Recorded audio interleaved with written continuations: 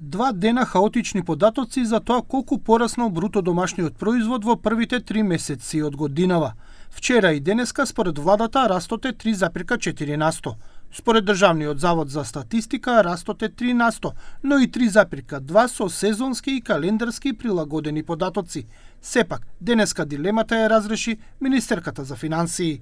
Но јас мислам дека тука кажав 3% раст на бруто домашниот производ, така што Откако се утврди растот беше презентирано и на што тој се должи. Една од поголемите ставки кои придонесе за растот е финалната потрошувачка на домаќинствата, која номинално порасна за 7,1% или реално за 2,1%. Ова значи дека граѓаните купиле за 2,1% повеќе производи од истиот период лани, но ги платиле дури 7,1% повеќе поради инфлацијата. Според министерката Димитриевска Кочовска, граѓаните трошат повеќе поради повисоките плати и пензии и затоа од денеска почнува подобрата координираност меѓу фискалната и монетарната политика, односно меѓу Министерството за финансии и Народната банка, за да се намали инфлацијата. Во однос на инфлацијата, ќе видиме како ќе се одвиваат работите понатаму. Знаете дека имаше и мерки спроведени од страна на владата и тој дел се следи.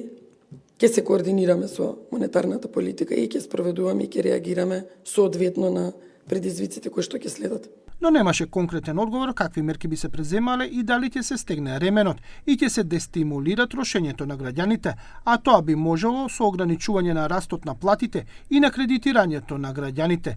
Министерката истакна дека очекува и натаму да расте просечната плата, поради немање на доволен кадар и надпреварот да се преземат постојните со зголемување на платите.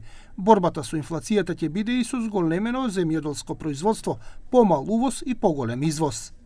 Сега во однос на увозот, да, загрижува тој податок многу и тука апсолутно нема збор и ние како Министерство за финансии сега подготвуваме некои дополнителни, да кажам, производи преку Развојната банка кои што ќе значат малку поголема поддршка на преработувачката индустрија. Според министерката за финансии со ребалансот на буџетот проекцијата за инфлација ќе остане 2,2% на годишно ниво, што ќе биде блиску до инфлацијата во еврозоната.